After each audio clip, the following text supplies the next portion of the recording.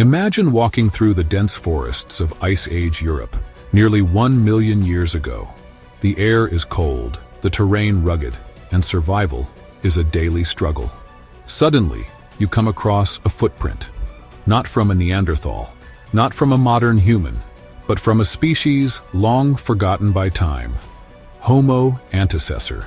Who were these early humans? How did they live, and why did they disappear? Could they be the missing link between modern humans and our archaic cousins? Let's step into a prehistoric world and explore the life, mystery, and legacy of one of humanity's most elusive ancestors, a being both hauntingly familiar and unfathomably ancient.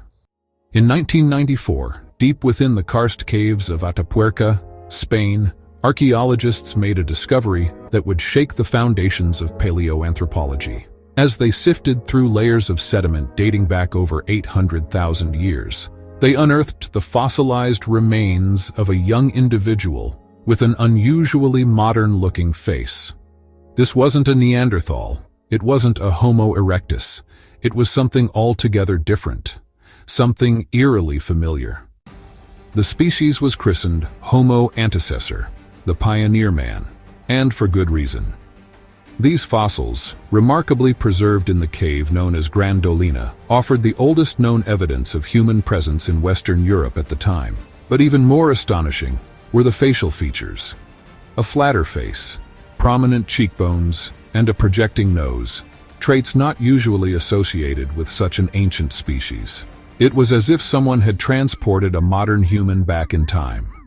This discovery wasn't just another addition to the fossil record. It sparked a fierce debate within the scientific community. Were these remains simply a variant of Homo erectus? Or had researchers stumbled upon a genuine transitional species, one that could bridge the evolutionary gap between early archaic humans and ourselves? The questions piled up. Did Homo Antecessor have the cognitive abilities to make tools harness fire and form complex social groups? Was this young individual part of a thriving population or an isolated anomaly? Could this species have given rise to not just one, but multiple branches of humanity? While some critics dismissed the find as overhyped, further analysis only deepened the mystery. These weren't just bones. They were breadcrumbs on a trail winding through deep time, beckoning us to follow. To understand Homo Antecessor, we have to step into their world.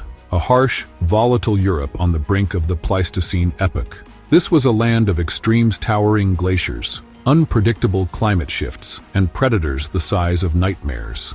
Saber-toothed cats, giant hyenas, and bears were all part of the everyday threat. Yet somehow, Homo Antecessor managed not just to survive, but to thrive. Stone tools found at the site, hand axes, scrapers, and flakes, reveal a population adept at manipulating their environment. These tools weren't just functional. They were evidence of planning, precision, and shared knowledge passed down through generations. The wear on their surfaces suggests butchering meat, scraping hides, and perhaps even preparing weapons. It paints a picture of a people in constant motion, hunting, scavenging, and defending territory. But it gets darker. Some of the bones found at Atapuerca bore unmistakable signs of cut marks, fractures, and intentional defleshing. The implication? Cannibalism.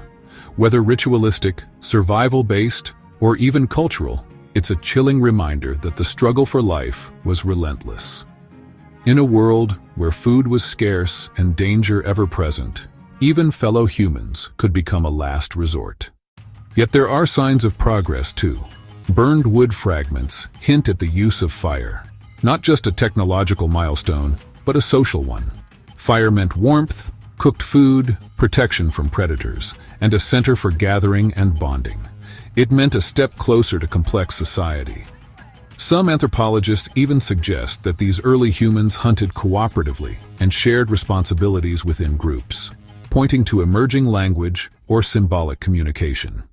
Homo Antecessor were not mindless brutes. They were thinkers, doers, and survivors, perhaps even dreamers by firelight.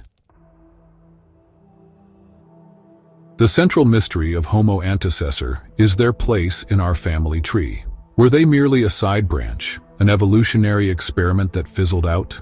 Or were they something more, a vital bridge between the primitive past and the complex present?